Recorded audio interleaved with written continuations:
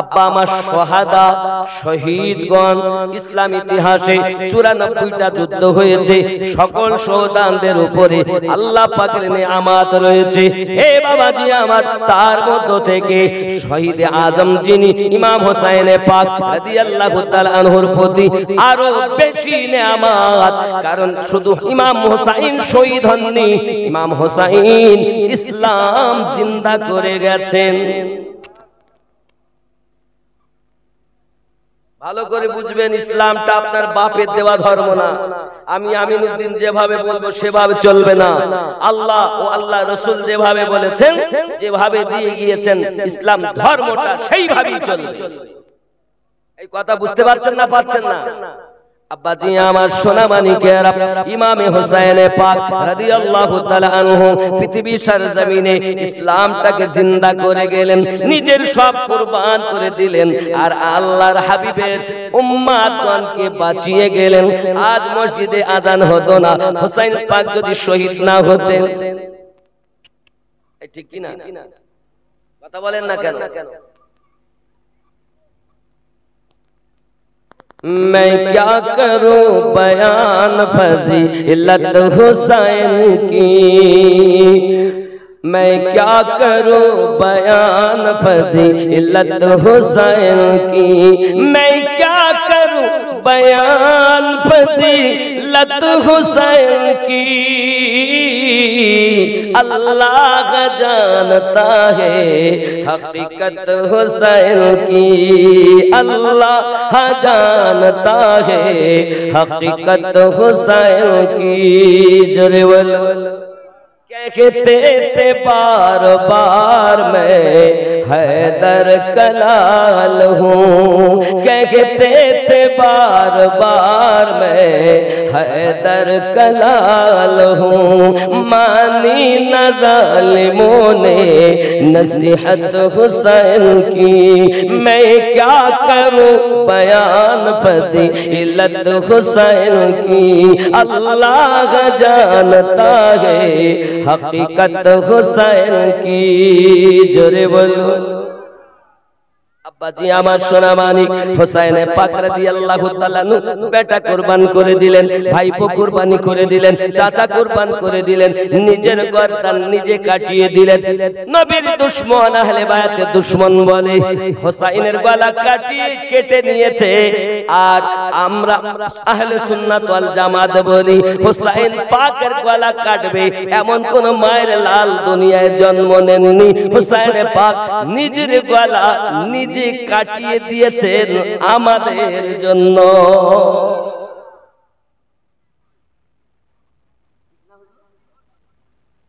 অনেকেই বলে হোসেন কারবালায় পানি পাইনি কেন? হে যুবকেরা, হোসেন পাক যদি চাইতেন ফেরাত নদীর পানি ওই কারবালাতে চলে আসতেন। ইসমাইল নবীর গোয়ালের নিচে থেকে জমজম উদিত হয়েছে রে বাবা, ওই জমজম ইসমাইল নবীর কদমের নিচে থেকে উদিত। মা হাজেরা বলেছিলেন জম জম জম জম রুক রুক রুক রুক রুক, রুকা হুয়া পানি তাকে জমজম বলে। যুবক ইমাম হোসেন পাক যদি আঘাত করতেন কারবালাতে জমজম উদিত হয়ে যেত। খেয়াল করবেন বাবা, হুসাইন পাক আমাদের জন্য জীবন দিয়েছেন, খুব খেয়াল করুন বাপ। এই সোনা মানিকেরা, হুসাইন পাক আমাদের শিক্ষা দিয়ে গেছেন। আয় আমার নানুর মাথারেরা, জেনে রেখে দাও, খবরদার নামাজ যেন তোমরা ছেড়ে দিও না বাবা। হুসাইন পাকের উপরে যখন সীমারের মতো জালিম পাপী হীরার তলোয়ার খানা নিয়ে বুকের উপরে তলোয়ার চালাতে আরম্ভ করেছে গলাতে, ইমাম হুসাইন পাক বলে জালিম উঠ, তুই আমার গলা কাটতে পারবি না, কারণ আমি শুনেছিলাম আমার বুকের উপরে একজন বসবে আর আমার গলাতে ছুরি চালাবে।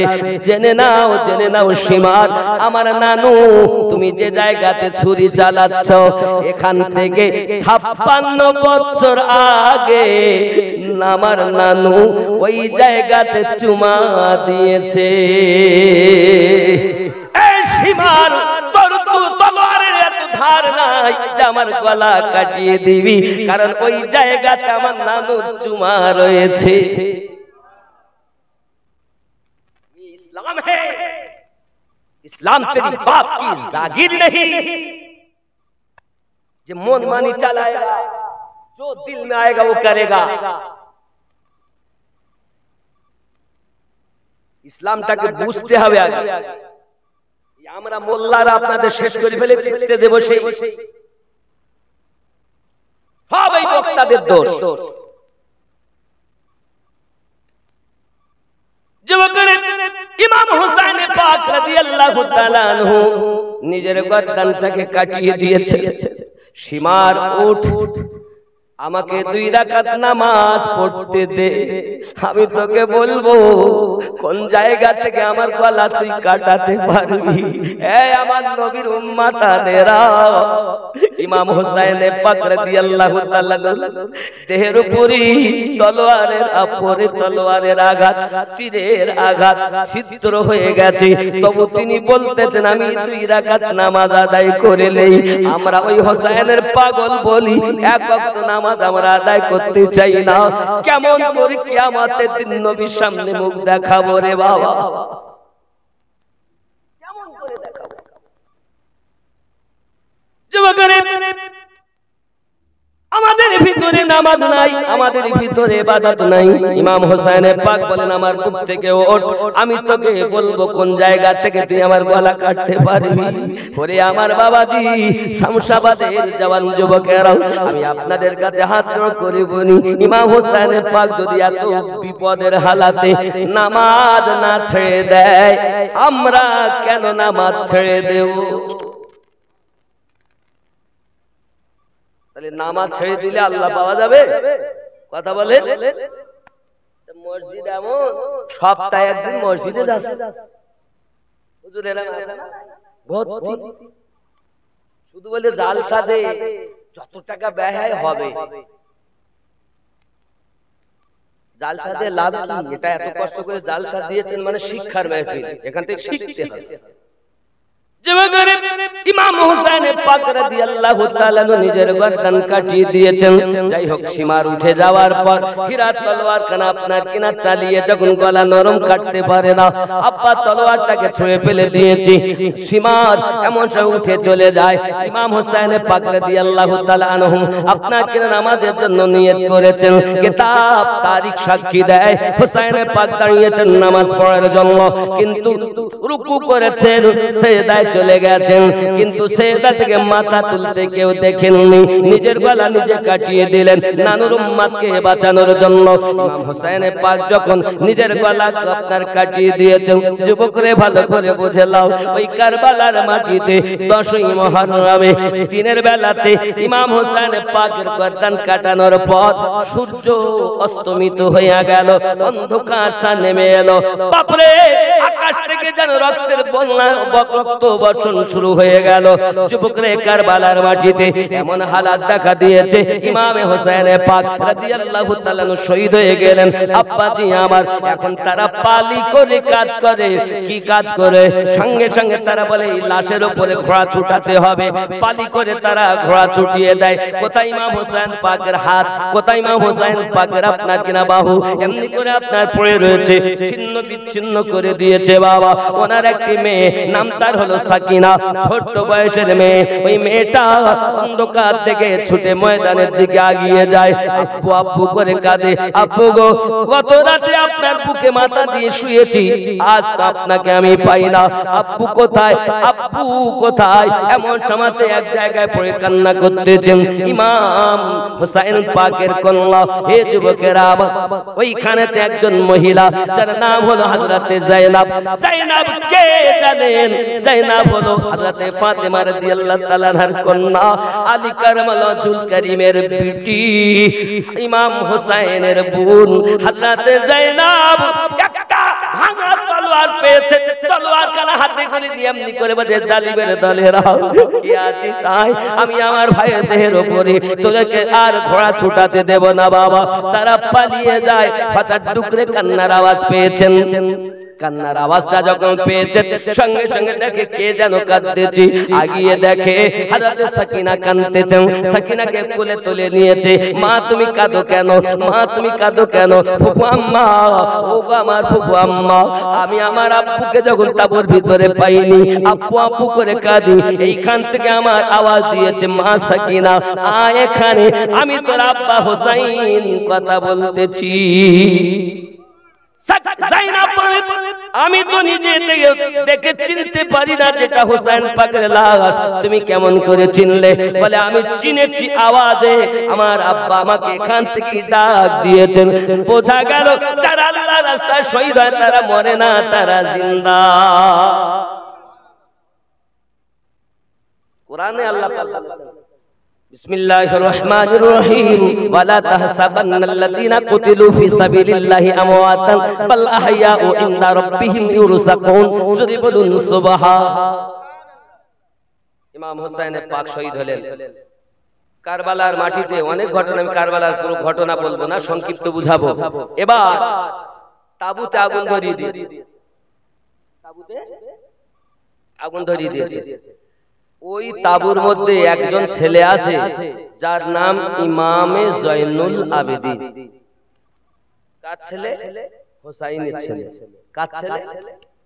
ইসলামটা কিভাবে আমাদের কাছে এসেছে দেখে নেন, সবাই আপনাকে বলবে না, ভালো করে শুনে নেন, শুনে নেন।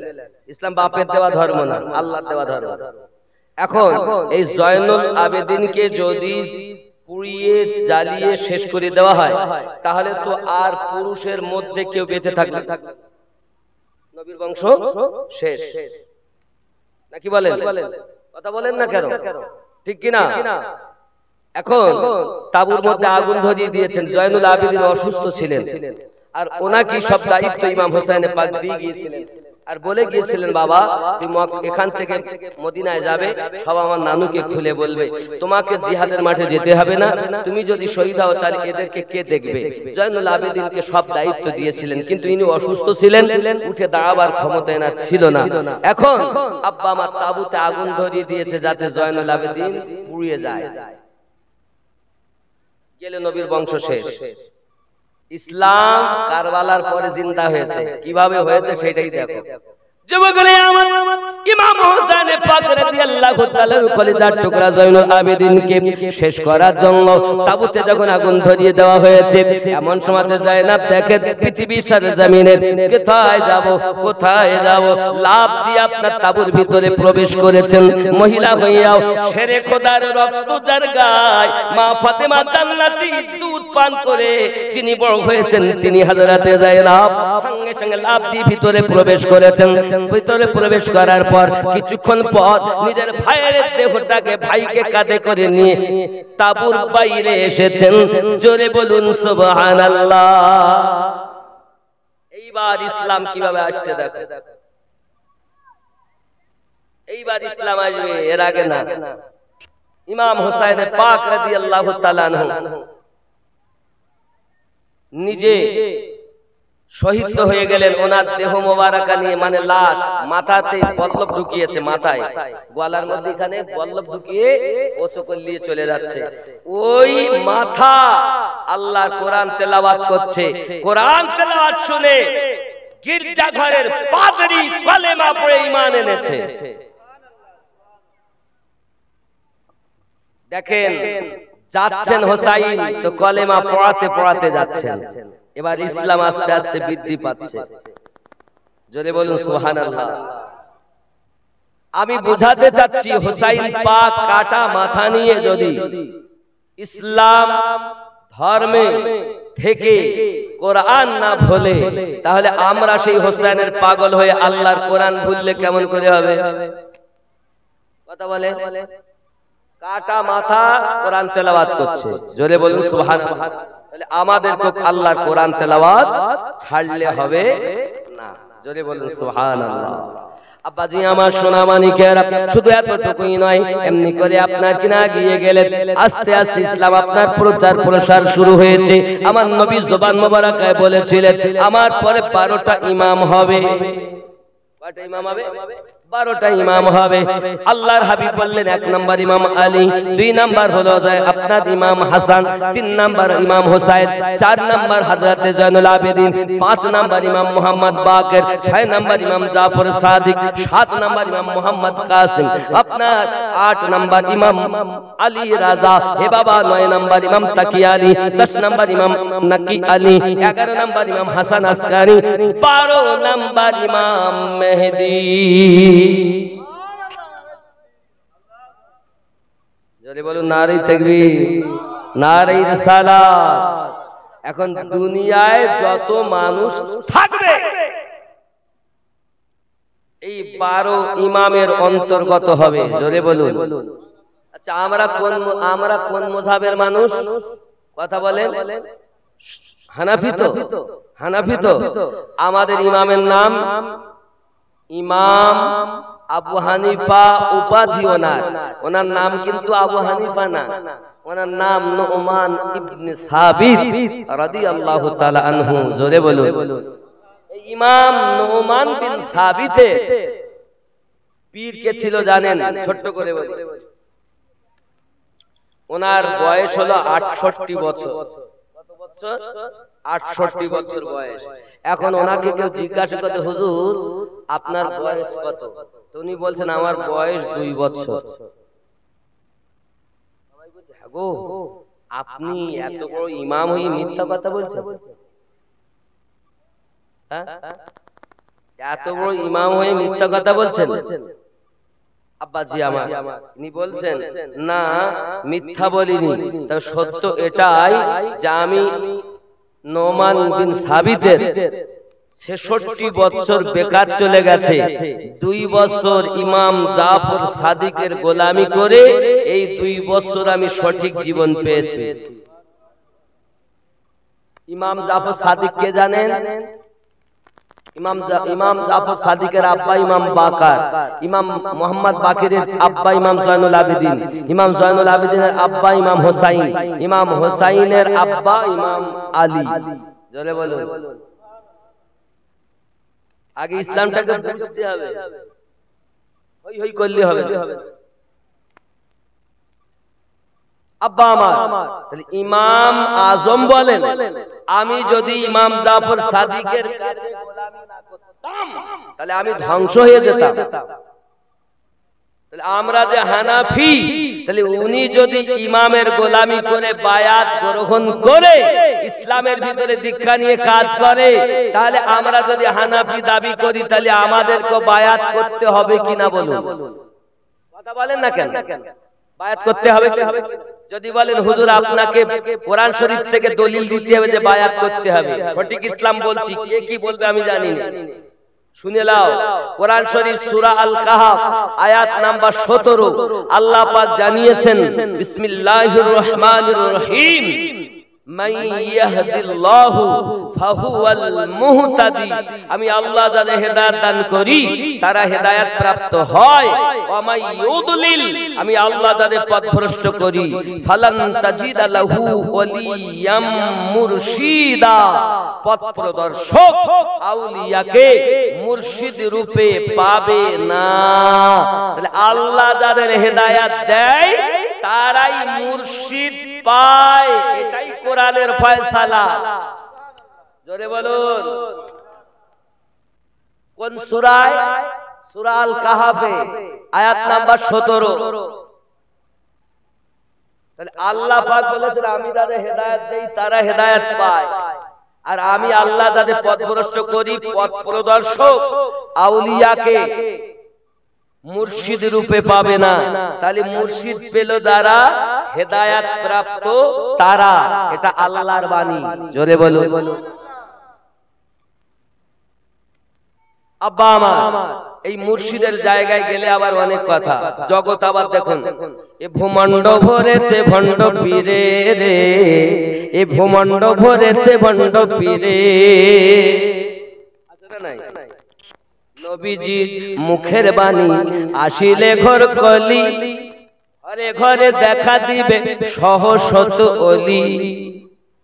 নবীর কথা গেছে বলি দেখি ধীরে ধীরে রে ভূমণ্ড ভরেছে ভণ্ড পীরে রে ভূমণ্ড ভরেছে ভণ্ড পীরে। কি ভাই আপনাদের মতো আলেম তো আমার পাশে দরকার, হলি তো আমার বলতে ভালো লাগে। সুবহানাল্লাহ। এই নাসির ভাই পিছনে গিয়ে বসে আপনি নাসির ভাই সমাধিটা কই কই নাই না ওনার পাশে দেন না। আলেম আমাদের সভাপতি সাহেব সামনে থাকে, আলেম ওলামা হুজুরেরা পাশে থাকেন। আচ্ছা আমি কি আমি গল্প করছি? আমি গল্প করেছি? কোরআন হাদিসের কথা বলেছি? এখন বোঝা আপন আপন পাশে আসে লাভ আছে।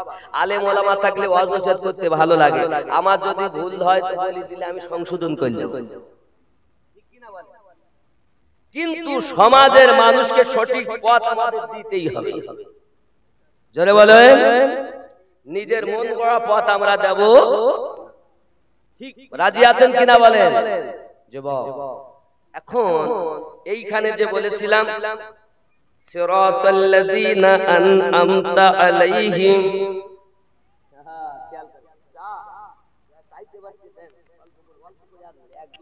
বুঝলেন বাবা? একটু আধা ঘন্টা অন্তর হলি একটু শরীরটা ভালো থাকবে। বকি বকি আর পারিনি। একটু দরুদ আল্লাহুম্মা সাল্লি আলা সাইয়্যিদিনা ওয়া মাওলানা মুহাম্মদ ওয়া আলা আলি সাইয়্যিদিনা ওয়া মাওলানা মুহাম্মদ। জামানা দিওয়ানা ও গো মামিনা, তোমার লালের নাই তুলনা মাগো, তোমার লালের নাই তুলনা। জোরে হবে সুবহানাল্লাহ। নবীর তুলনা নাই, আছে?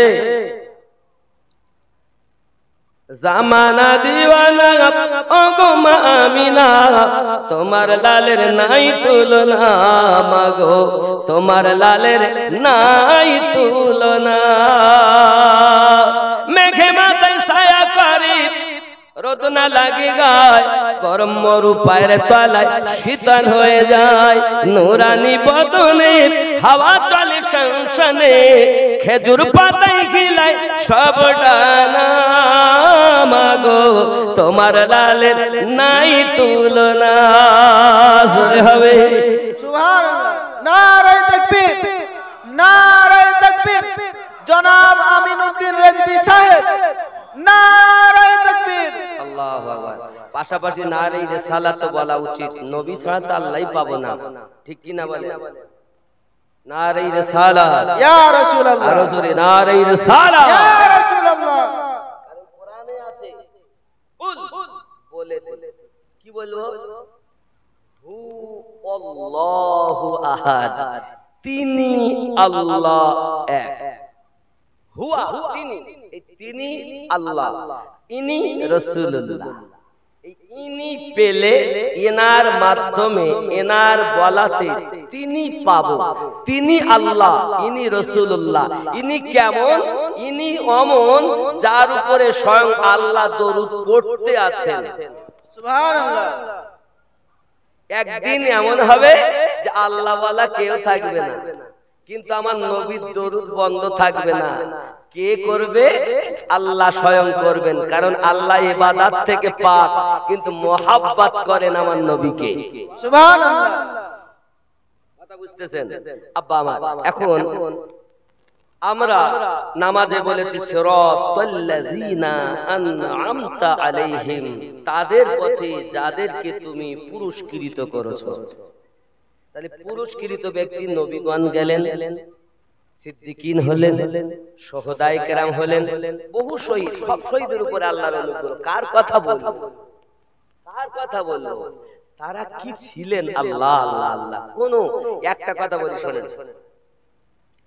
ফারুকে আজম রাদিয়াল্লাহু তাআলা ছেলের নাম ছিল আব্দুল্লাহ। কি নাম? আব্দুল্লাহ। সব থেকে বড় কারি ছিলেন তৎকালীন যুগে, বহুত বড় কারি তিনি। তো একদিন ইমাম হোসেনের সঙ্গে বন্ধুত্ব, দুজন ঘুরতেছেন। এখন উনি ভালো খেজুর খাচ্ছেন আর খারাপ টেনাকে দিচ্ছেন। এমন সময় ধর গোলামের ছেলে গোলাম আমাকে খারাপটা দিচ্ছিস, ভালো তুই খাচ্ছিস কি? আমি গোলামের ছেলে, চাকরের ছেলে চাকর, আমার বাপ খলিফা, আমার বাপ খলিফা, আর আমাকে চাকর বললে তোমার বিচার হবে কাজ। তারপরে আর কোনো কথা। এখন সকালবেলা দরবারে গিয়েছেন, আব্বার কাছে নালিশ। আব্বা বলেন ঠিক আছে ডাকো। ইমাম হোসেনকে ডাকা হয়। ইমাম হোসেন বলেন আপনি কি বলেছেন? ওমর ফারুক জিজ্ঞাসা করছেন যে গোলামের বেটা গোলাম আমার বেটাকে? জি হ্যাঁ, আমি 100 বার বলবো। মানে আমার নানু মুহাম্মদ সাল্লাল্লাহু আলাইহি ওয়াসাল্লামের গোলাম হযরত ওমর রাদিয়াল্লাহু তাআলা আনহু, আর ওমরের বেটা আব্দুল্লাহ গোলামের বেটা। আব্দুল্লাহ মনে করছেন এইবার হবে এর বিচার, হবে। কারণ অর্ধ পৃথিবীর খলিফা আমাদের এখানকার মতো বিচারক না বাবা। আমাদের যদি শামসাবাদের হিসাব করা যায়, যার বগলে এতটা ইট ও আর একজনের বিচার করে, ও বলে তোর বগলে ইট দেখা যাচ্ছে না। আর নরেন্দ্র মোদীর কথা তো বলবেন না, দেখবেন খুব অতি শীঘ্র আল্লাহর গজবের উপরে পতিত হবে। বলুন না ইনশাআল্লাহ। অর্ধ পৃথিবীর খলিফা আমিরুল মুমিনিন, আর কোথায় ভারত সামান্য ছোট একটা দেশের খলিফাই বলছে আমি সব নিয়ে নেব পারে। আব্বা আমার কি আপনাদের বলবো, দেখেন মুর্শিদাবাদের কাটারার মসজিদ নিয়েছে আমরা কিছু বলিনি, মালদার আদিনা মসজিদ নিয়েছে আমরা কিছু বলিনি, তারপরে বাবরি মসজিদ অনেকদিন থেকে কেস চলছে সেটা নিয়েছে, তাও আমরা কিছু বলিনি। এ বাবা, এক কথায় যাহা কিছু দিয়েছে সব মুসলমান দিয়েছে। আব্বা লাল কেল্লা মুসলমানের ওয়াকফ সম্পত্তির উপরে। কলকাতা রবীন্দ্রনাথ যে আপনার এয়ারপোর্ট, এ যুবক ভালো করে আপনি কলকাতা এয়ারপোর্টটা মুসলমানের ওয়াকফ সম্পত্তির উপরে। 6,40,000 একর জমি মুসলমানের। ভারতে মুসলমান দেয়নি কি? এক এক করে বলে দিলে আমরা মাথা খারাপ বদমাইশ। যাক আমি ওদিকে যাই না, কোরআন হাদিসের কথা বলি। আপনারা সবাই জানেন, অবগত আছেন যে জালিম সরকার থেকে আল্লাহ যেন আমাদের হেফাজত করে। জোরে বলি আমিন। আমরা আমাদের মসজিদ দেব না জীবন থাকতে, দেব। তবে আপনারা শান্ত হন, ইয়ে হলো বলে দেখেন ওর হালাত কি হচ্ছে। দেখেন হয় কুত্তা হবে, তাহলে ক্রিকেটিভ যাই একটা হবেই। কোন আল্লাহর নেক বান্দার দোয়া একবার পড়বে শেষ, চিন্তা নেই। খামোশন আমরা এখন নিজেরা আমল করব, নিজেরা দলাদলি ছেড়ে দেব। কেউ শিয়া, কেউ দেওবন্দি, কেউ কাদিয়ানি, কেউ লামুঝাবি, কেউ সুন্নি, কেউ ফুরফুরা, কেউ বেরিলি, মাথা গরম করে দেবে সমাজকে। কিন্তু আমাদের এই যে একটা মতভেদ, এটা আপন জায়গায়। আমরা এখন সব কলেমার ভাই সমান, ঠিক কিনা বলেন? মুসলমান আমরা সবাই এখন এক। হোক না কেন সে ভারত সুন্দরবন জঙ্গলের, এখন আর কাদিয়ানি ফুরফুরা বেরিলিয়ে সব নাই, আমরা সব ভাই ভাই। এই জনে বলেন ঠিক কিনা? তবে আমি কেন বুঝাচ্ছি, আমরা এই যে আপনাদের হ্যান্ডেলটা ছাপিয়েছেন, আমার বড়ই খুব ভালো লাগে। তা বাবা, আমার বাবাদেরকে একটা সঠিক পথ দেওয়া দরকার, কি বলেন হুজুর? এই জন্য বলছি। আসুন তাহলে আমি কি বলছিলাম, আপনারা বুঝেছেন। পৃথিবীর জমিনে আমরা বলেছি সিরাতাল্লাযীনা আন'আমতা আলাইহিম, আল্লাহ নিয়ামত প্রাপ্ত ব্যক্তিদের দল। তাহলে নবী, সিদ্দিক, শুহাদা কেউ নেই। এখন বিচার ওমর রাদিয়াল্লাহু তাআলা বলেন, আয় হুসাইন জি আপনি এটা লিখে দিতে পারবেন? হ্যাঁ পারবো। এখন উনি একটা কাগজে লিখে দিলেন, আমার নানু মুহাম্মদ সাল্লাল্লাহু আলাইহি ওয়াসাল্লাম, তার গোলাম ওমর ফারুক রাদিয়াল্লাহু তাআলা আনহু, তার বেটা আব্দুল্লাহ, গোলামের বেটা গোলাম, ইতি হুসাইন। যেই কাগজ দিয়েছেন হযরত ওমর রাদিয়াল্লাহু তাআলা আনহু কাগজটাকে নিয়ে উঠে দাঁড়িয়ে হুসাইনের কদম বুসি শুরু করে দিয়েছেন। আব্দুল্লাহ বলেন, আপনি আমা হুসাইনকে আঘাত করা বাদ দিয়ে কেন আপনি কদমবুসি করেন? সঙ্গে সঙ্গে বলেন, বাবা তুমি বোঝো না, নবী আমাকে জান্নাতের সার্টিফিকেট দিয়েছেন, আমি ওমর জানি আমি জান্নাতি হব। তবে কবরে যখন যাব মুনকার নাকির আমাকে জিজ্ঞাসা করবে, আমি তখন এই আপনার চোতাখানা আমি ধরে দেই, বেটা আব্দুল্লাহ আমার লাশের সঙ্গে কাফনের সঙ্গে এই কাগজটা তুমি দেবে। ফেরেশতা যখন আমায় জিজ্ঞাসা করবে বলো ওমর, তখন আমি বলবো, দেখো হুসাইন আমাকে সার্টিফিকেট দিয়েছে, আমি নবীর গোলাম, নবীর গোলামের কাছে কোনো হিসাব না। প্রাইজ আছে না নাই শহীদের উপর? আছে না না? আছে। আব্বাজি আমার সারমর্ম কথা এতটুকু, ইমাম হুসাইন পাক রাদিয়াল্লাহু তাআলা রোগের আব্বা আমার আগিয়ে চলো। তাহলে নবীন, সিদ্দিকিন, শুহাদায়ে কেরাম, 4 নাম্বার হলো সালিহিন। আমরা নামাজ পড়ি, নামাজের ভিতরে বলি আসসালামু আলাইকা আইয়ুহান নাবিয়্যু ওয়া রাহমাতুল্লাহি ওয়া বারাকাতুহু, আসসালামু আলাইনা ওয়া আলা ইবাদিল্লাহিস সালিহিন। আমার আল্লাহ পাক বলেছেন 4 নম্বরে নিয়ামত দিয়েছেন নেককার ব্যক্তিদের উপরে। জোরে বলুন। তাহলে বোঝা গেল এই নেককার ব্যক্তিদের পথ সোজা, সরল, সঠিক পথ। জোরে বলুন। নেককার ব্যক্তিদের পথ সোজা পথ, সঠিক পথ, সরল পথ। এই পথে চললে আল্লাহ পাওয়া যাবে। দেখবেন এই নেককার ব্যক্তি তারা, আল্লাহওয়ালা যারা, নবীওয়ালা যারা। এখন আমি আমিনুদ্দিন আপনাকে নামাজের শিক্ষা তো দেব, কিন্তু নামাজের ভিতরে যারা আপনার গুরুত্ব রয়েছে, এখনো শরিয়াতের নামাজ। হে বাবাজি, শরিয়াতের নামাজ যে পড়ে সে হলো ফাসিক, শুধু তরিকার নামাজ যে পড়ে সে হলো আপনার কিনা জালিম। হে যুবকেরা আমার, শুধু শরিয়াত দিয়ে নামাজ হয় না, শরিয়াত, তরিকত, মারিফাত, হাকিকত 4 মিলে হয় আল্লাহর ইবাদত। কোরআন শরীফে 6666টা আয়াত আছে, 6666 আয়াত আছে, মতান্তরে 6242টি আয়াত।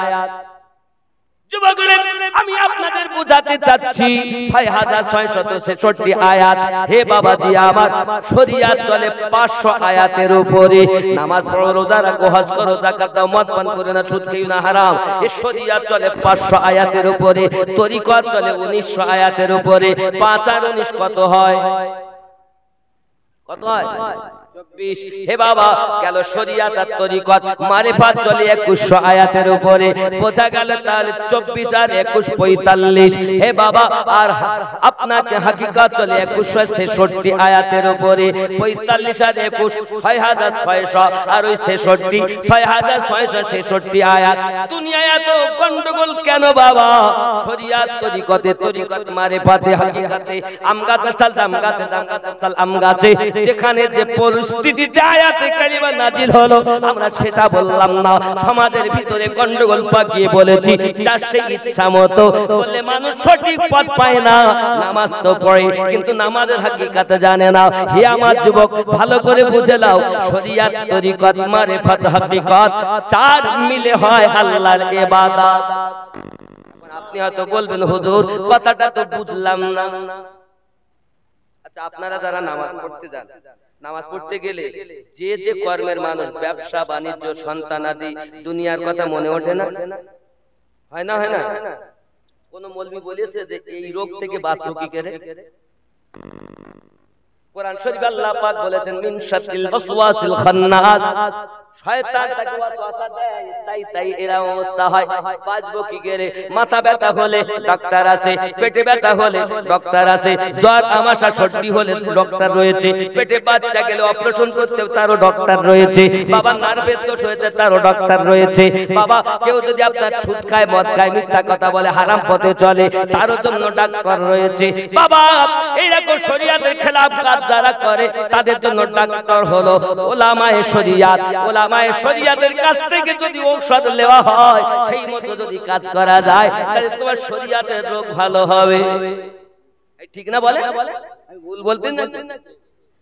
বাবাজি, আপনার ভিতরে জ্বর আমাশা সর্দি বিভিন্ন রোগ হয়েছে, ডক্টরের কাছে যাবেন, দাওয়া নেবেন, খাবেন, আল্লাহ পাক ওই দাওয়ার ওসিলাতে রোগ ভালো করে দিবেন। ঠিক না?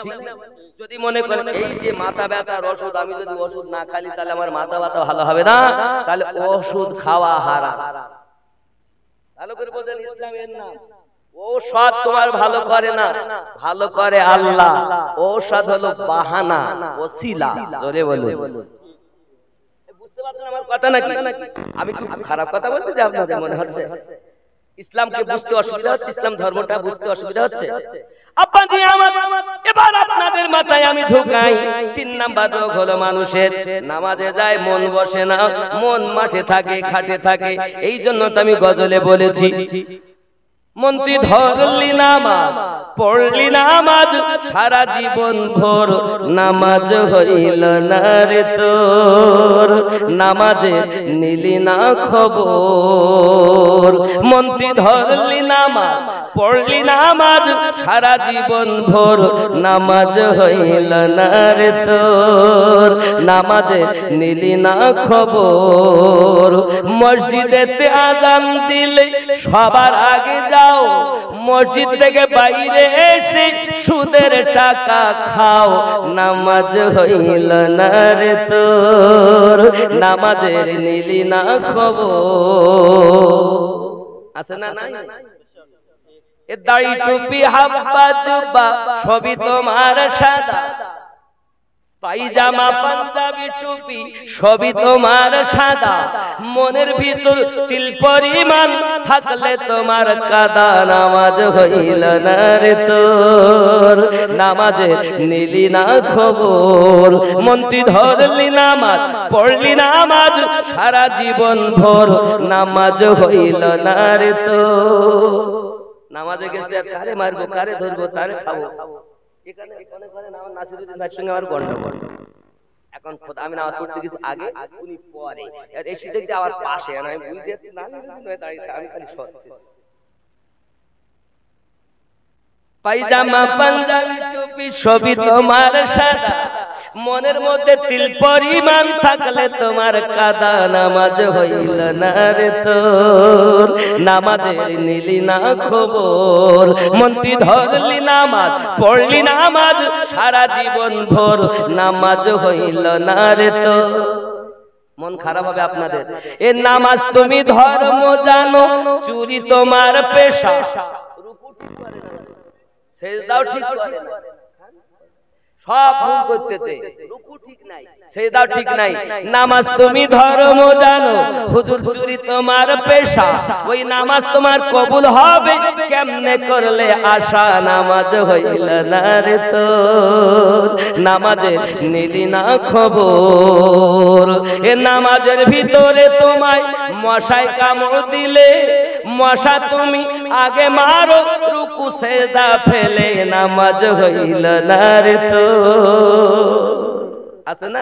আলহামদুলিল্লাহি রাব্বিল আলামিন আর রহমানির রহিম মালিকি ইয়াউমিদ্দিন ইয়্যাকা না'বুদু ওয়া ইয়্যাকা নাস্তাঈন। এই নামাজের ভিতরে তোমায় মশায় কামড় দিলে, মশা তুমি আগে মারো, রুকু সেজদা ফেলে নামাজ হইল না রে তোর, নামাজে নিলি না খবর। মন্ত্রী ধরলি নামাজ, পড়লি নামাজ, সারা জীবন ভোর নামাজ হইল না রে তোর, নামাজে নিলি না খবর।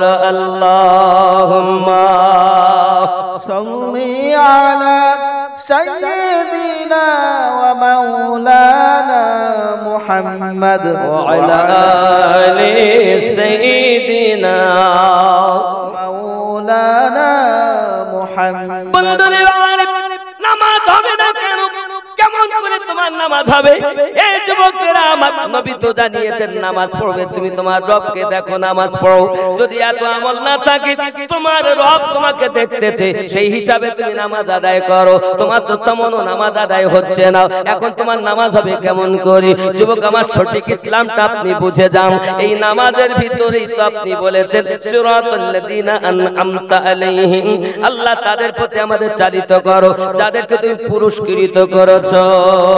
লা ইলাহা ইল্লাল্লাহ, লা ইলাহা illallah, la ilaha illallah, la ilaha illallah, la ilaha illallah, লা ইলাহা ইল্লাল্লাহ মুহাম্মাদুর রাসূলুল্লাহ সাল্লাল্লাহু আলাইহি ওয়াসাল্লাম। যুবকরা, আপনার আমার নামাজের ভিতরে মজা লাগে না। আমার নবীর স্ত্রী আম্মা আয়েশা রাদিয়াল্লাহু তাআলা আনহা বর্ণনা করেন, একদা আমার দয়াল নবী কোথা থেকে হঠাৎ করে বাড়ির ভিতরে আসলেন, যায় নামাজের পাটি পেতে নিয়েছেন। নামাজের পাটি পেতে নেওয়ার পরে রাসূল আমার দাঁড়িয়ে গেছেন নামাজ পড়ার জন্য। আমার নবী দাঁড়িয়ে দাঁড়িয়ে চোখ দিয়ে পানি ঝরতেছে, অঝর নয়নে কাঁদতেছেন। আমি আয়েশা রাদিয়াল্লাহু তাআলা আনহা বেকার হয়ে গেলাম, এমন করে নবী আমার কান্না করেন কেন? দাড়ি মোবারক ভিজিয়া টপ টপ করে পানি ঝরে গো। আমি আয়েশা বড় বেকার হয়ে গেলাম, নবী কেন এমন করে কান্না শুরু করে দিয়েছেন? আব্বাজি আমার সোনা মানিক, আমরা নামাজে দাঁড়িয়ে সংসারের চিন্তা করি, ব্যবসার চিন্তা করি, আমার দয়াল নবী নামাজে দাঁড়িয়ে উম্মতের জন্য কাঁদতেছেন, দাড়ি মোবারক ভিজে যায়। ওরে যুবক, নামাজ হবে তার দিলে গাথা আল্লাহ যা। সুবহানাল্লাহ, নারায়ে তাকবীর, নারায়ে তাকবীর, ইয়া রাসূলুল্লাহ, নারায়ে রিসালাত, ইয়া রাসূলুল্লাহ, নারায়ে ইসালাত, নারায়ে ইসালাত, ইয়া রাসূলুল্লাহ। জনাব মাওলানা আমিনউদ্দিন রেজভী সাহেব, অত নাম বলতে আমি সব জানি চেনা বাবা, বইতে লাগবে কি বলেন? এমনি সামনে আসে মোবাইলে দেখি সব পুরানো হয়ে গেছে। যুবক, তাহলে কি বুঝলেন? নামাজে গিয়ে যদি সংসারের চিন্তা হয়, তাহলে নামাজ এই রোগ থেকে কিভাবে মুক্তি পাবো, এই ওয়াজ কোন মৌলবি করছে না, করছে ওয়াজ কি করতেছে? বাবা এত রাকাত নামাজ পড়লে এত সওয়াব। আচ্ছা, নামাজের একটা মারিফাত আপনাদেরকে বলি। ফজরে ফরজ কয় রাকাত? 2। সারা দিনে 17 রাকাত ফরজ, তাই তো? সারা দিনে ফরজ 17 রাকাত। যেমন ফজরে 2 রাকাত, যোহরে 4 রাকাত, 6, আসরে 4 রাকাত, 10, মাগরিবে 3, কত? আর এশায় 4, কত হলো? 17 রাকাত। এই 17 রাকাত নামাজে 17টা ফরজ আছে, এই মারিফাত আছে, এই মৌলবি নিজেই জানেন না, তো বলবে কেমন করে? ওয়াজ সবাই শুনলে পথ পাবেন না। জ্ঞান 2 রকম। কি বলেন হুজুর? জ্ঞান কয় রকম? 2। ইলমে শরিয়াত, ইলমে মারিফাত। ইলম মানে জ্ঞান, শরিয়াত মানে দেখা যায়, দেখা জ্ঞান। দেখা মানে সারে আ, সরে আ, সরে আ, সারে অ, A B C D E F G, আলিফ বা তা সা, আছে না? এটাকে বলে লিখিত বিদ্যা। স্কুলে, কলেজে, পাঠশালায়, মাদ্রাসায় হবে। এই বিদ্যা অর্জন করে সে সঠিক জ্ঞানী না। আর একটা জ্ঞান হলো ইলমে মারিফাত, দীক্ষাগত বিদ্যা। দীক্ষা কামেল ব্যক্তির কাছে নিজেকে বিক্রি করে তার দেওয়া সবক অনুযায়ী নিজেকে পরিবর্তন করে আল্লাহর ইবাদত করলে ওই ব্যক্তি হবে সঠিক জ্ঞানী। জোরে বলুন সুবহানাল্লাহ। কথা বুঝতে পেরেছেন? তাই আপনি ইসলাম ধর্ম এর নাম, এটারই নাম ইসলাম। কি বলেন হুজুর? 2 রকম জ্ঞান অর্জন করতে, শিক্ষা এবং দীক্ষা, 2টি জ্ঞান। আব্বা আমার, এখন আমাদের মধ্যে সমস্যাটা কোন জায়গায় দেখেন?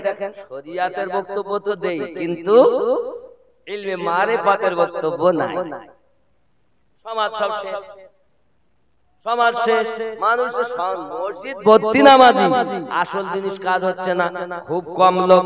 আর যারা এই মারিফাতের পথে আল্লাহর নবীর দিদার লাভ করানোর সবক দিয়েছেন, কেউ বা বাগদাদের জমিনে শুয়ে আছেন, জোরে বলেন সুবহানাল্লাহ। আজমিরের জমিনে শুয়ে আছেন, জোরে বলুন। পাঞ্জাবের জমিনে শুয়ে আছেন, জোরে বলেন। এক কথায় আল্লাহর ওলি বান্দাদের দ্বারাতে ইসলাম প্রচার হয়েছে, জোরে বলুন সুবহানাল্লাহ। এখন আপনি হয়তো বলেন হুজুর ওলি কাছে যাওয়া যাবে না, যেমন দেখবেন কিছু দুশমনেরা আপনাদেরকে বলবে আল্লাহ পাক ওলি আবার দুই রকমের। কয় রকমের? কয় রকম? দুই রকম। কোরআন শরীফ থেকে প্রমাণ দেব। কোরআন শরীফের 7 নাম্বার সূরা, সূরাটির নাম সূরা আল আরাফ, আয়াত নাম্বার 3। আল্লাহ পাক ওখানে বলেছেন, কত সুন্দর করে দেখেন কি বলেছে, দেখেন আমি আপনাকে দেখাই। 3 নাম্বার আয়াত, বিসমিল্লাহির রহমানির রহিম। বললে বলবেন ইত্তাবিউ মা উনজিলা ইলাইকুম মির রাব্বিকুম ওয়া লা তাত্তাবিউ মিন দুনিহি আউলিয়া কলিলাম মা তাযাক্কারুন। কি বলছেন মানে দেখেন, इस चीज का इत्तेबा करो, ये माने আমি করি, এটা তাফসীরের দুররে মানসুরের মানে। চলেন যদি আপনি ইমাম জালালউদ্দিন সিউতি রাহমাতুল্লাহ আলাইহি লিখিত তাফসীরের দুররে মানসুর, যিনি আমার নবীকে 75 বার দেখেছেন। সুবহানাল্লাহ সুবহানাল্লাহ। ওনার মানে বলছে, আমি আমার মানে করিনি, ওনার মানে इस चीज का इत्तेबा करो, এই জিনিসের তোমরা पैरवी करो जो तुम्हारे रब की जानिब से तुम्हारी तरफ उतारी गई, যেটা আল্লাহর পক্ষ থেকে তোমাদের কাছে পৌঁছিয়েছে বা অবতীর্ণ হয়েছে। उसको छोड़कर ताके बाद दिए दूसरे रफीकों का इत्तेबा ना करो, और ताके बाद दिए दूसरे रफीकों, रफीको बोलते बंधुगण, बंधुगण आरबीते हलो आउलिया, ओली एक वचन, आउलिया बहु वचन। आउलिया बहु वचन, ओली एक वचन। ओली माने बंधु, आउलिया माने बंधुगण। জোরে বলুন, ঠিক না? মানে ভুল বলতে না কেন? এটাই। এখন আল্লাহ পাক আর तुमको নসিহত হাসিল করতে हो, তুমি তোমরা আমি আল্লাহর নসিহত কম গ্রহণ করো। এখন এই যে আউলিয়ার কাছে যাওয়া, এই জন্য এক শ্রেণীর লোক বলে দেখো আল্লাহ বলেছে ওলির কাছে যাওয়া যাবে না, ইত্তেবা করা যাবে না। একদম মিথ্যা কথা। এর মানেটা এটা কেন এটা আর বললো না, এর ভেদ খুললো না আপনার কাছে, আয়াত বলে দিল। তাই যদি না হতো বড় আল্লাহ ওয়ালারা কখনোই আল্লাহ পেতেন না, নবী পেতেন। আমার জওয়ান যুবক সোনামানিকেরা খুব ভালো করে বুঝুন। 2 নাম্বার আমি ওলি বুঝাই আপনাকে। 10 নাম্বার সূরা, সূরাটির নাম সূরা ইউনূস, আয়াত নাম্বার 62। আল্লাহ পাক বলেন বিসমিল্লাহির রহমানির রহিম, আলা ইন্না আউলিয়া আল্লাহি লা খাউফুন আলাইহিম ওয়া লা হুম ইয়াহজানুন। এখন এখানেও আউলিয়া, ওখানেও আউলিয়া। এখন দুটো আউলিয়ার ভিতরে পার্থক্য কি আমি আপনাদের কে বোঝাচ্ছি বাবা, জেনে রাখবেন। দেখেন 3 নাম্বার আয়াত 7 নাম্বার সূরা, এখানে আউলিয়া শব্দের পরে আল্লাহ শব্দ নাই। আমি পড়ছি আপনারা দেখুন, বিসমিল্লাহির রহমানির রহিম, মিন দুনিহি আউলিয়া কলিলাম মা তাযাক্কারুন। আউলিয়া শব্দের পরে আল্লাহ শব্দ আছে? আপনারা আবার পড়ছি, শোনেন ভালো করে আর বলবেন, মিন দুনিহি আউলিয়া কলিলাম মা তাযাক্কারুন। আউলিয়া শব্দ আছে? আউলিয়া শব্দের পরে আল্লাহ শব্দ আছে? আল্লাহ শব্দ নাই। 62 নাম্বার আয়াত 10 নাম্বার সূরা, সূরাটির নাম সূরা ইউনূস। আল্লাহ পাক বলেন আলা ইন্না আউলিয়া আল্লাহ, সুবহানাল্লাহ সুবহানাল্লাহ সুবহানাল্লাহ। এ হলো আল্লাহর বন্ধু আর ওটা হলো শয়তানের বন্ধু। আউলিয়া দুনিয়ার বন্ধু, দুনিয়ার বন্ধু যে হবে তার ইত্তেবা করো না, কিন্তু আল্লাহর বন্ধুদের কোনো ভয় থাকবে না। আল্লাহ পাক অপর জায়গায় বলেছেন ওয়াকুনু মা'আস সাদিকিন, আয় আল্লাহ আমার তোমরা সত্যবাদীদের সঙ্গ গ্রহণ করো। নামাজি আমরা বলেছি সিরাতাল্লাযীনা আন'আমতা আলাইহিম, আমরা নামাজে যেটা বলি বাইরে এসে যদি চলি এই হলো সঠিক মুসলমান। আর নামাজে বলে এক, বাইরে এসে করে এক, এ হলো মুনাফিকি মানুষ। বুঝতে পারছেন নাকি? আমার কথা বুঝতে পারেন না? একটু গুরুত্বপূর্ণ বক্তব্য দিছি তো হয়তো সবার ভালো লাগতেছে না। জীবনী খুব ভালো, দলিলের বক্তব্য, হিকমতওয়ালা বক্তব্য। যুবকরা, পৃথিবীর সরজমিনে আমাদেরকে বুঝতে হবে তাহলে ইসলাম হলো এমন শান্তিময় ধর্ম, হলো এমন যে নামাজে যায় আল্লাহ পাকের দিদার লাভ করে। আমার জওয়ান যুবকেরা, শুধু এতটুকুই আপনাদের মাথার ভিতরে আপনি ঢুকিয়ে নেন, নামাজ হবে তার, আল্লাহ ও নবীর গোলাম হলো তারা, প্রকৃত জান্নাতি মানুষ হলো তারা। সুবহানাল্লাহ। এখন আমাদের ঠিক করতে হবে আমরা নামাজটা কিভাবে পড়বো। এই রোগের ঔষধ দেবে আল্লাহর ওলি। এখন আমি একজন মানুষ, আমি কি মানুষ? আমি মানুষ না গরু? বলে মানুষ তো নাকি? মানুষ তো, গরু না তো, আমি কুত্তাও না, আমি মানুষ তো। হ্যাঁ, কেমন মানুষ একটুখানি কোরআন শরীফ থেকে বলি। কোরআন শরীফের 7 নাম্বার সূরাটির নাম সূরা আল আরাফ, আয়াত নাম্বার 178 ও 79। কিরকম মানুষ বলবো নাকি? কোরআন হাদিসের বাইরে আমি কিছু বলি? এত সময় ধরে 2 ঘন্টা হতে যাচ্ছে, এবার বলো কালেকশন হবে। জোরে বলুন সুবহানাল্লাহ। যুবকরা, খুব ভালো করে বুঝুন, মহান আল্লাহ পাক আল্লাহ তাআলা ভালো করে আমাদেরকে বোঝার তৌফিক দান করুন। ভালো করে বুঝুন, আল্লাহ পাক জানাচ্ছেন বিসমিল্লাহির রহমানির রহিম, মান ইয়াহদিল্লাহু ফাহুয়াল মুহতাদি, আমি আল্লাহ যার হেদায়েত দান করি তারা হেদায়েত প্রাপ্ত হয়, ওয়া মান ইউদ্লিল ফাউলাইকা হুমুল খাসিরুন, আমি আল্লাহ যাদের পথভ্রষ্ট করি তারা ক্ষতিগ্রস্তদের অন্তর্ভুক্ত। ওয়ালাকাদ আমি আল্লাহ পাক জিন জাতির জন্য, মানব জাতির জন্য জাহান্নাম তৈরি করে রেখেছি। আমি চিন্তা করি আল্লাহ তুমি জাহান্নাম বানিয়েছো কেন?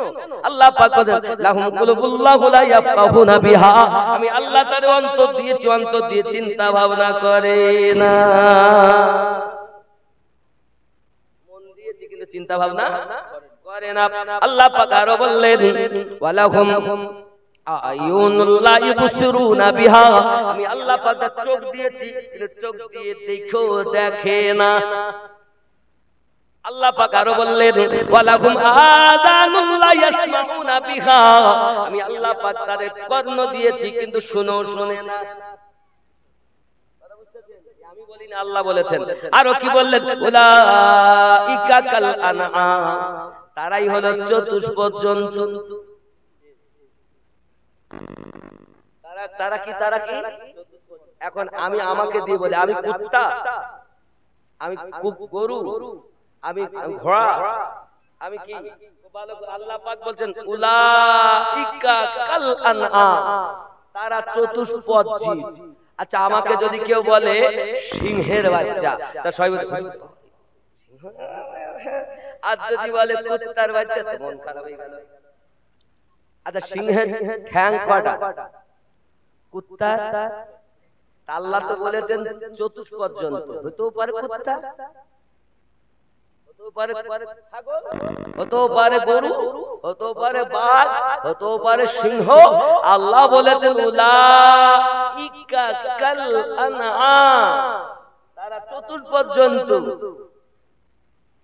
আল্লাহ যদি আমাদেরকে কুত্তা বলেও রাখতেন, এই পর্যন্ত রেখে শান্ত হতেন, তাও নাই বলতাম যে আমি কুত্তা, আমি কুকুর, আমি ছাগল, আমি ভেড়া, আমি ঘোড়া, বলতে পারতাম। আল্লাহ পাক বলেন না, ওখানেও শেষ না, বাল হুম আদাল, তার থেকেও নিকৃষ্ট। কারা? মন দিয়েছে, মন দিয়ে চিন্তা ভাবনা করে না, চোখ দিয়েছে দেখেও দেখে না, কান দিয়েছে শুনেও শোনে না, তারাই হলো চতুষ্পদ জন্তু। তাহলে আমাকে বলেছেন আমিনউদ্দিন, আমাকে চিনেছেন কি বলে? আমিনউদ্দিন। এ দুটি হাত, দুটি চোখ, দুটি কান, মাথা, ঠোঁট, দাঁত, জিভ, আলজিভ, ওয়ালা, বুক, পেট, পিঠ, আপনার টাং, আমিনউদ্দিন কই? এরপর কেটি যদি ফেলো, এটা হলো কইজি, এটা হলো ফেফড়া, এটা হলো দিল, এটা নাড়ি, এটা ভুঁড়ি, তা আমিনউদ্দিন কই? এই ভালো করে বোঝেন আমার কথা, খুব মূল্যবান বক্তব্য, বোঝার লোক এখন কম, শরিয়াতের লোক পাই, হাকিকাতে মানুষ পাই কম। আজকে আমার যেন কি মনে হলো আপনাদের গ্রামটা এসে, যে আমি আজ একটা শরিয়াত মারিফাত হাকিকাতের বক্তব্য রাখি, মানুষ যেন আল্লাহ আল্লাহ রাসূলের সঠিক জিনিসটা বোঝে। ওয়াজ জীবনী তো বহু শুনছে, নেট খুঁজলেই অভাব হবে, যা চাবেন তাই পাবেন, কিন্তু এই যে কথা আমি বলছি এগুলো সব জায়গায় পাবেন না। ভালো করে শুনেন, ভালো করে শুনে নেন আব্বা আমার। তাহলে আমরা আল্লাহ পাক আল্লাহ তাআলা আমাদেরকে মানুষ সৃষ্টি করেছেন, আমরা মানুষ। আমি আমিনুদ্দিন, নাম জানেন আমিনুদ্দিন, তা আমিনুদ্দিন কই? আল্লাহ আমাদের সৃষ্টি করেছেন শ্রেষ্ঠ জীব। আল্লাহ বলেন ওমা খালাকতুল জিন্না ওয়াল ইনসা ইল্লা লিয়াবুদুন, মানব ও জিন জাতিকে সর্বশ্রেষ্ঠ করে আমার ইবাদতের জন্য সৃষ্টি করেছি। ইবাদত শুধু নামাজ পড়া রোজা রাখা না, রাস্তায় ভালো নিয়তে সরিয়ে একটা পাথর সরিয়ে দেওয়া ইবাদত। আল্লাহ বলেন ফাদখুলি ফি ইবাদি ওয়াদখুলি জান্নাতি, জোরে বলুন সুবহানাল্লাহ। আমার জওয়ান যুবক সোনা মানিকেরা ভালো করে ব্রেনের ভিতরে নেন। এখন আমাদেরকে 10টা জিনিস দিয়ে আল্লাহ সৃষ্টি করেছেন। কয়টা? কয়টা? 10টা। আব্বা আমার আগুন, পানি, মাটি, বাতাস, নাফসে আম্মারা, এই হলো আলামে খলক থেকে আল্লাহ নিয়েছেন। এই 5টি জিনিস আলামে খলক, আর 5টি হলো কলব, রূহ, সির, খফি, আকফা, এই 5টি হলো আলামে আরা। হে যুবকেরা আমার, এখন কলব বাম স্তনে 2 আঙ্গুল নিচে, রূহ ডান স্তনে 2 আঙ্গুল নিচে, 2 স্তনের মিডলে হলো আপনার লতিফায়ে সির, কপালে হলো খফি, মাথার তালু হলো আকফা, কল, রূহ, সির, খফি, আকফা, এই 5টি লতিফা চিন্তা যে করবে ওই ব্যক্তি জান্নাতি হবে। অন্তরের রোগ আছে 14টা, কলবের রোগ কয়টা? কলবের রোগ কয়টা? 14টা। শুনে নাও, শুনে নাও, প্রত্যেকটা আল্লাহ কোরআন থেকে আপনাদেরকে আমি বলবো, প্রত্যেকটা। এই কলবের রোগের ঔষধ এখন কোনো মৌলভিও দেয় না, আর আমরা পাইও না। কারণ কি? আমরা নিজেরাও শেষ, মানুষও আমাদের কাছ থেকে শেষ। আব্বা আমার একটু দরুদ আল্লাহুম্মা সাল্লি আলা সাইয়্যিদিনা ওয়া মাওলানা মুহাম্মদ ওয়া আলা আলি সাইয়্যিদিনা ওয়া মাওলানা মুহাম্মদ সাল্লাল্লাহু আলাইহি ওয়াসাল্লাম। কলবের রোগ 14টা, ভালো করে বোঝেন। 1 নাম্বার কলব। এ বাবা, ওয়াজগুলো ভালো করে বোঝার চেষ্টা করবেন। আমি জ্ঞানী মানুষ পাইছি তাই জ্ঞানের কথা বলছি। 1 নাম্বার রোগ কলবে মারিদ। এই কলবের নাম আছে কলবে মারিদ, অর্থাৎ রুগ্ন অন্তর, রুগ্ন অসুস্থ অন্তর। সূরা তওবা আয়াত নাম্বার 125। 2 নাম্বার কলবে মাখতুম, অর্থাৎ মোহর মারা অন্তর, সূরা বাকারা আয়াত নাম্বার 7। 3 নাম্বার কলবে গাফেল, অর্থাৎ গাফেল অন্তর, সূরা আল আরাফ আয়াত নাম্বার 179। 4 নাম্বার কলবে সালিম, অর্থাৎ পরিশুদ্ধ অন্তর, সূরা শুরা আয়াত নাম্বার 88। 5 নাম্বার কলবে মুতমাইন্না, অর্থাৎ শান্তিপূর্ণ অন্তর, সূরা ফজর আয়াত নাম্বার 27। 6 নাম্বার কলবে মুনির, অর্থাৎ বিনতি অন্তর, সূরা কাফ আয়াত নাম্বার 33 ও 34। 7 নাম্বার কলবে জায়েক, অর্থাৎ বক্র অন্তর, সূরা আল ইমরান আয়াত নাম্বার 8। 8 নাম্বার কলবে আমা, অর্থাৎ অন্ধ অন্তর, সূরা হজ আয়াত নাম্বার 46। কলবে শাক খাস, অর্থাৎ বিনয়ী অন্তর, সূরা হজ আয়াত নাম্বার 54। 10 নাম্বার কলবে কাসি, অর্থাৎ কঠিন অন্তর, সূরা আনআম আয়াত নাম্বার 43। 11 নাম্বার কলবে মুকাফফাল আয়াত, অর্থাৎ তালা মারা অন্তর, সূরা মুহাম্মদ আয়াত নাম্বার 24। 12 নাম্বার কলবে মাসনুন, অর্থাৎ পর্দা পড়া অন্তর, সূরা আনআম আয়াত নাম্বার 25। 13 নাম্বার গালিজুল কালব, অর্থাৎ কঠোর অন্তর, সূরা ইউনূস আয়াত নাম্বার 88। 14 নাম্বার কলবে মারিদ, অর্থাৎ জং ধরা অন্তর, সূরা মুতাফফিফিন আয়াত নাম্বার 13। এই 14 রকমের কলব আছে এবং তার রোগ আছে। এই রোগ থেকে মুক্ত কলবকে বানাতে গেলেই কামেল মুর্শিদের দরকার। আর এই কলবে আল্লাহ প্রতিষ্ঠিত হবে, কারণ ইসলামের স্তম্ভ 5টি। প্রথম নাম্বারই হলো কালেমা লা ইলাহা, ভালো করে বোঝেন, নাভির নিচে থেকে লা, এই দুই স্তনের মাঝের মিডলটাকে হলো লতিফায়ে সির, লা ই লা হা, নেই কোনো মাবুদ ইল্লাল্লাহ, প্রতিষ্ঠিত হবে কলব থেকে রুহুতে আল্লাহ। এই কলবে আল্লাহ প্রতিষ্ঠিত হবে কি করে? 14 রকম রোগ আছে যে, এই কথা বুঝতেছেন আমার কথা বলে? এই রোগ মুক্ত করা মানুষের কাছে যেতে হবে, সবক নিয়ে আল্লাহ আল্লাহ করতে হবে। আল্লাহ পাক আপনার এই রোগ দূর করে দেবে, তারপরে নামাজে মজা হবে। আপনি এই বলা হয়েছে সালাতু মিরাজুল মুমিনিন, নামাজ হলো দিদার স্বরূপ মুমিনদের জন্য। তো যার কলব রোগ থেকে মুক্ত হয়েছে ওই ব্যক্তির নামাজ আল্লাহর মিরাজ হয়েছে। সুবহানাল্লাহ। নইলে ঠোকা সার আর মসজিদে যাওয়া সার, এই কথা বুঝতেছেন? এই জন্য হিন্দু যারা আছে তারা বলে গুরু ধরো, আর মুসলমান যারা আছে এরা বলে পীর ধরো। তাই ভণ্ড ধরলে হবে না? বল, ভণ্ড ধরলে খাঁটি আল্লাহওয়ালা ধরতে হবে, যার সম্পর্ক নবীর সাথে আল্লাহর সাথে, তাকে ধরলে আল্লাহ ও নবী পাওয়া যাবে। কথা বুঝতে পেরেছেন? আমি যেসব কথাগুলো বললাম আপনাকে আগে হিসাব করতে হবে। যে পীরের হাতে বায়াত হওয়ার কথা আপনার আল্লাহ পাক আল্লাহ তাআলা জানিয়েছেন, আল্লাহ নিজেই বলেছেন। আমি সূরা কাহাফের কথা বলেছি। তাহলে হিন্দুরা বলে গুরু ধরো, আমরা বলি পীর ধরো। পীর বার্ষিকতা, পীর মানে বুজুর্গ বুড়ো, কিন্তু আসল কোরআনে আল্লাহ পাক বলেছেন মুর্শিদ, কখনো বলেন সালিহিন। জোরে বলুন সুবহানাল্লাহ। কেউ যদি বলে পীর ধরতে হবে না, ও ব্যক্তি ভুল বলেছেন। কারণ ইসলামটা বায়াত দিয়ে এসেছে, হক আর বাতিলের বায়াত আছে। হকের বায়াত হুসাইন পাক শিক্ষা দিয়েছেন, সেখান থেকে একদম আমাদের ইমামে আজম ইমাম জাফর সাদিকের কাছ থেকে শিক্ষা নিয়ে আমাদেরকে শিক্ষা দিয়েছেন, আমার মাযহাবের মানুষ তোমরা বায়াত গ্রহণ করবে, বায়াত করতেই হবে।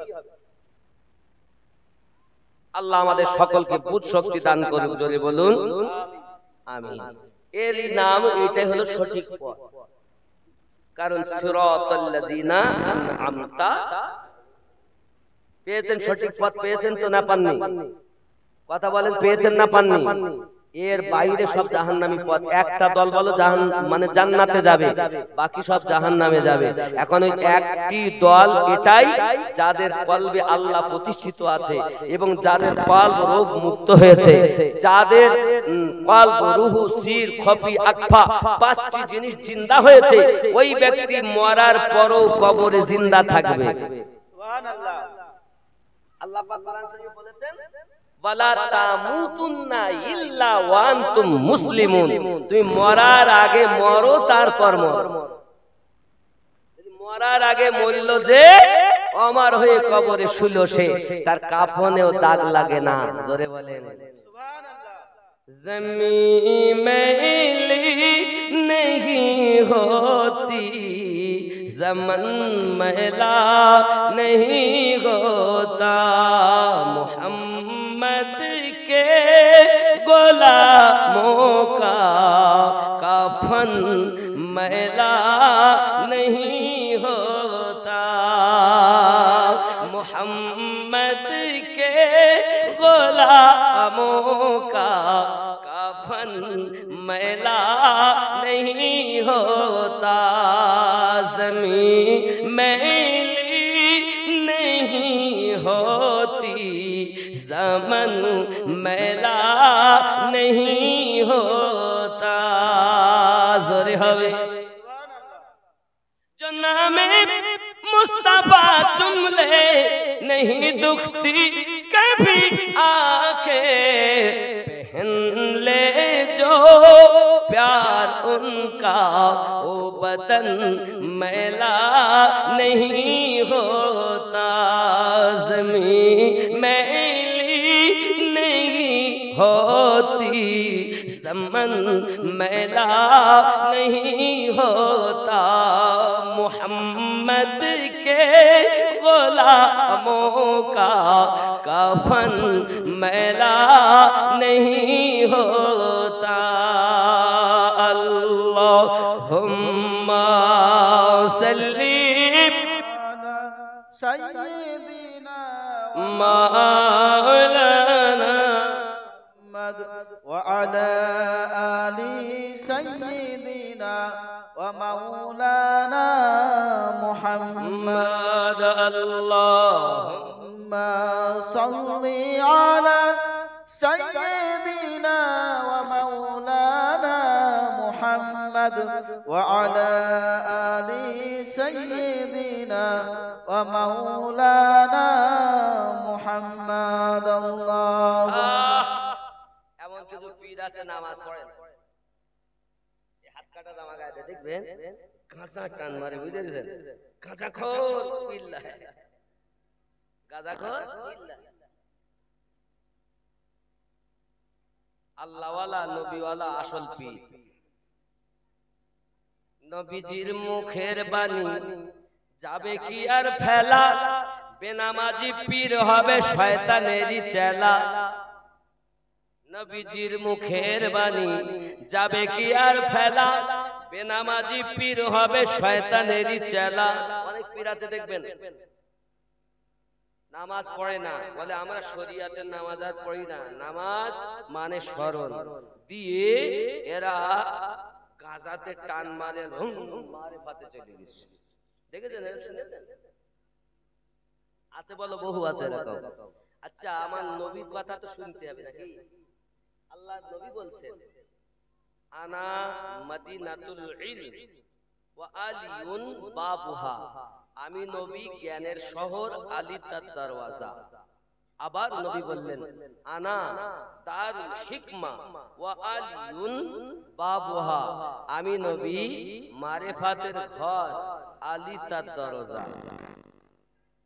যাকে নবী মারিফাতের দরজা বললেন তিনি জীবনে নামাজ কাজা করেননি, আর এ বেটা নামাজ পড়ে না, গাজায় টান মেরি বলে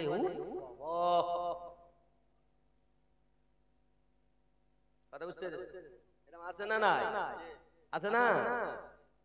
জিন্দেগিতে নামাজ নেই, বলে মারিফাতে চলে গেছে। ও এক বলতে নামাজ তারা পড়বে যারা শিশু ছেলে, ওরা তো কেবলমাত্র ইসলামে এসেছে, আর আমরা শরিয়াত পালন করি, আমরা একদম মারিফাতে চলে গেছি, আমাদের আর নামাজ লাগে না। এলো আছে একদম আছে। জান্নাতের সার্টিফিকেট কেউ দিয়ে দিয়ে, জান্নাত যেন বাপের জান্নাত, জান্নাত যেন বাপের। জান্নাত বানিয়েছেন আল্লাহ তাআলা, আর জান্নাতের মালিকানা দিয়েছেন আল্লাহ রাসূলুল্লাহকে। জোরে বলেন, আমার নবী 10 জন সাহাবীকে জান্নাতের সার্টিফিকেট দিলেন। জোরে বলুন। আব্বাজি আমার সোনা মানিক, এই যে পীরের দল বলে জান্নাতের সার্টিফিকেট দেবে, সব ধোঁকাবাজ চিটিংবাজ, এদের থেকে দূরে থাকতে হবে। আল্লাহ দেখুন সঠিক পীর যে হবে। আপনি আল্লাহ পাক কোরআন শরীফে বলেন, ইয়া আইয়ুহাল্লাযিনা আমানু ওয়া আমিনু, আ ঈমানদার সম্প্রদায় আবার ঈমান আনো।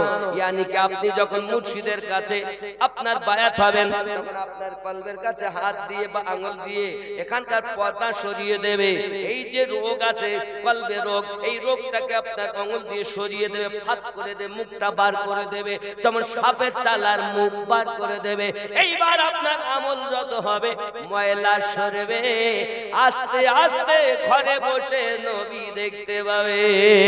সুবহানাল্লাহ, নারে তাকবীর, নারে তাকবীর। আর এ জাতি এই পীরের কাছে যেতে আল্লাহ 7 নম্বর সূরা 3 নম্বর আয়াতে নিষেধ করেছে। দুনিয়াওয়ালা আউলিয়া, এই আউলিয়ার কাছে যাও, কিন্তু আল্লাহর আউলিয়ার কাছে যাও। পীর আপনার সরিয়ে দিল, তখন আপনি তার নেওয়া ওয়াজিফাতি আল্লাহ আল্লাহ করতে লাগলেন। মুরিদ মানে মরা হবে। বলি আমার জওয়ান যুবকেরা, মুর্শিদ যদি সঠিক হয় আর পীর যদি সঠিক হয়, অনেক জিনিস যা বলবে আল্লাহ পাক তার কথা কবুল করে নেবে, কারণ সে আল্লাহর সাথে মিশে যায়। যখন আপনি নিজের ভিতরে কাম, ক্রোধ, লোভ মোহ মৎসর্য বিলীন করে দেবেন। এরপর আপনি হানাফি শেখ হয়ে যাবেন। হানাফি শেখ যখন হবেন তখন শেখের মাধ্যমে ইবাদত করতে করতে নবী পেয়ে যাবেন। তখন আপনি হানাফি রাসূল হয়ে যাবেন। নবী পেতে পেতে আল্লাহ পেয়ে যাবেন। তখন আপনি হানাফিল্লাহ হবেন। হানাফিল্লাহ হওয়ার পর আপনি বাকাবিল্লাহ জীবন পাবেন। জোরে বলি সুবহানাল্লাহ। সুবহানাল্লাহ। এ বাবা, এ দেখেন অনেকে রাত হয়ে গেছে বলছে বাড়ি যাবো, 12টা পার হয়ে গেছে, আর রাত করা যাবে না।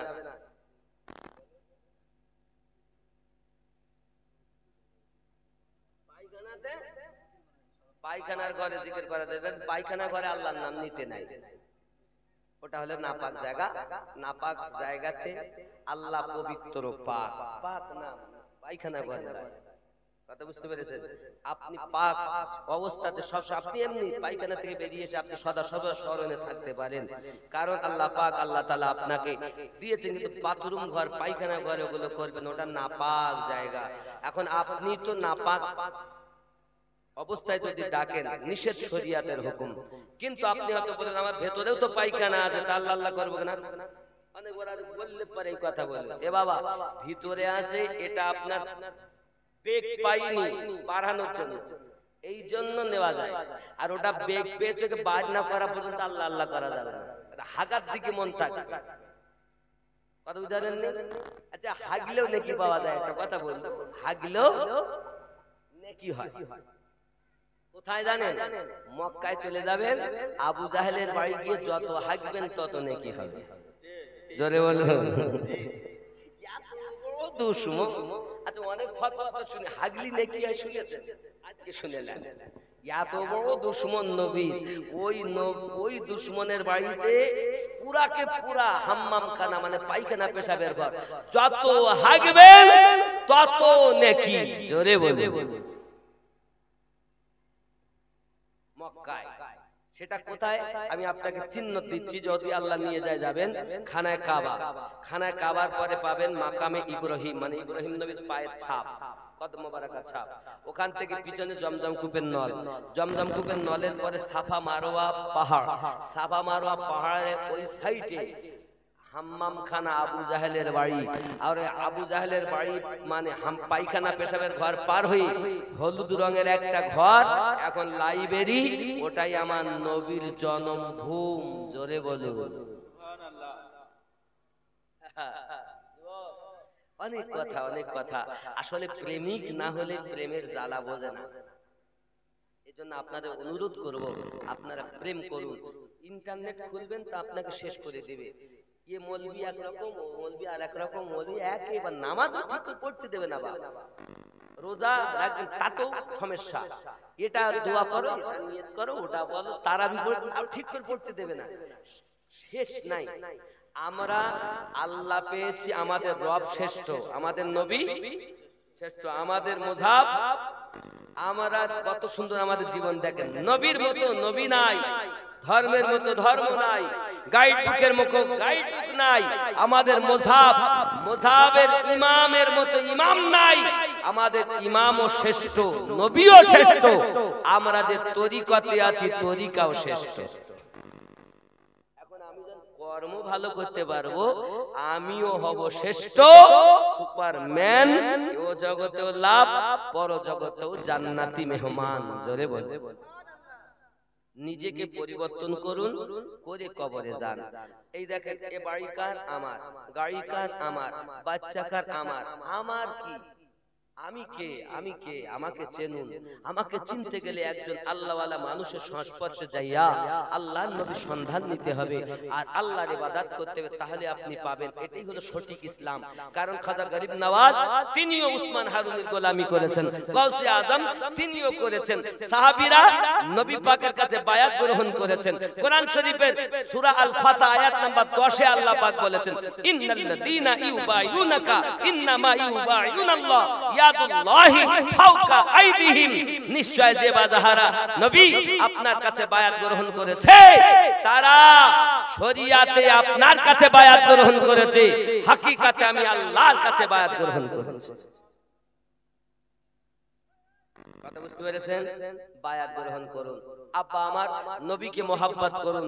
যে নবী পাকের সালাম আপনি পড়তে চাচ্ছেন না, দরুদ আপনি পড়তে চাচ্ছেন না, দুনিয়ার বুকে নবী আসার পরে আমাদের জন্য কেঁদেছেন ওই নবী, 63 বছর কেঁদেছেন ওই নবী, আজও মদিনার মাটিতে কাঁদতেছেন ওই নবী।